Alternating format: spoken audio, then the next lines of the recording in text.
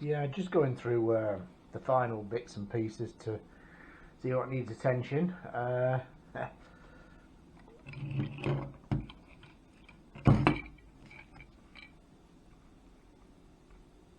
Look at that.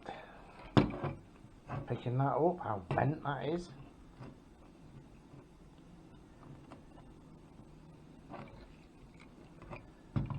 Yeah, anyway, you can see with it sat down like that, but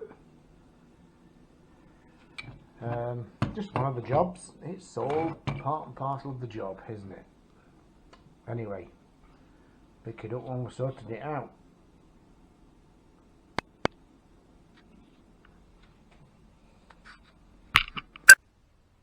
Okie dokie, on our XT500, the rear lamp mounting that came with it is not a XT500. If I can just tweak this one hand because I haven't got me. It had about that much gap. It was kind of that shape with that much gap. So what I've done, I've taken, to try and make this fit right, I've got to alter the angle of this little bit here yet. To make this fit right, I've taken a section out of there, which I think if we just put a nice weld up there, so if we close it up, get it closed up like that, weld that up, everything pretty much then, well, it aligns a lot better. So there's a bit more to do with that. It was bent to hell as well, that was. So anyway, moving on to the bike. The bike, yes, looks in chaos at the minute electrically wise, but I've been in touch with, this bike has an Electrax ignition, CDI fitted, and a charging circuit and lighting circuit. So they tell me with this regulator rectifier being fitted, they suggest it should have a battery on it. Okay, so the chap that I spoke to at Electrax, thanks for the information on that. They didn't have a battery on it, and I don't think the owner actually, I'm not sure he said he even wanted a battery on it, but the point being, he just said if we're generating the electricity in the generator down here and it has nowhere to go, if no lights or whatever are on, then he doesn't know how long the life of this will be. So for me, it just made sense. We put a battery on it, and we can have the charging circuit going into the battery, and also the bike's take-off feeds, etc. for lights and neutral light, all that sort of stuff. Brake lights and stuff can actually be running off the battery.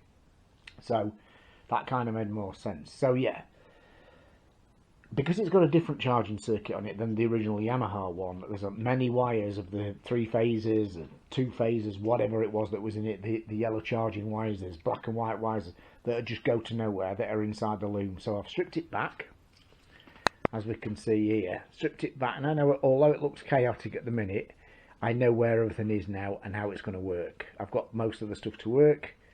And there's a bit more coming out and a bit more going in, so to speak, wiring wise. So when you next see that, I'll be pretty much there with that. So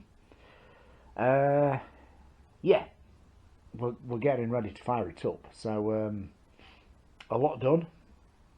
She looks a lot better, and mounted the fuse here, a single blade fuse that'll pretty much protects the whole bike. So immediately from the battery there'll be a short lead to the fuse, which are these 2 new reds that I've got here at the minute. But like I say, when you next see that, we'll probably have that done.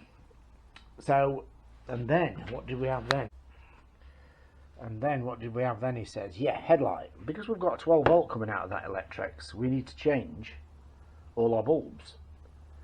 So what do you do there? He says, each part of the bike you come across, there's a problem. So now it's like, okay, I've got to get, so all I did is I just give it a little tickle around the opening here of this original headlight, and managed to get a standard H4 bulb to just go into the hole where the original bulb went. With a rotary file, just put a little notch in there, and like in the ways of the old days, springs retaining the bulb in. Okay, so we've now got an H4 bulb in here, which will significantly improve the lighting, and a new plug, so when we know what's what with the wire, when I get to it, we can get that wired in. Also got the new rear light, so new rear square light for this backlight job when we get to it. So test lights and everything here. I mean, look at some of the wiring that was, you know, some of this is just, it's time to renew. So anyway, we have all our electrics out.